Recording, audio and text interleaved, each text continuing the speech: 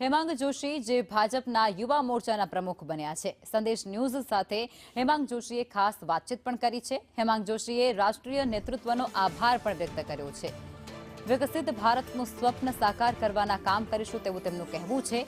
વધુમાં તેઓએ કહ્યું કે તમામ કાર્યકર્તાઓ સાથે મળીને કામ કરતા રહીશું।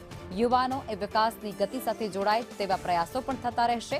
હેમાંગ જોશી જે વડોદરાથી સાંસદ પણ છે અને તેમના દ્વારા સંદેશ ન્યૂઝ સાથે ખાસ વાતચીત પણ કરવામાં આવી છે, જેમાં તેમના દ્વારા જે વિકસિત ભારતનું એક સ્વપ્ન જોવામાં આવ્યું છે તેને લઈ અને સતત કાર્યરત રહેવાનું આશ્વાસન આપવામાં આવ્યું છે।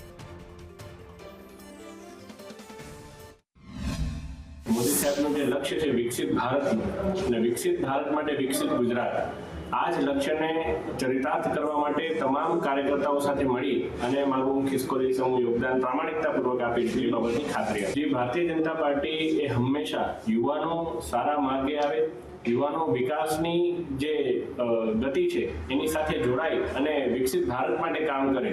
આ વિચાર કરો, મોદી સાહેબનું વડાપ્રધાન બન્યા એ પહેલા બ્રેઇન ડ્રેઇન હતું અને એ જ્યારે તેઓ આવ્યા ત્યારબાદ બ્રેઇન ગેઇનથી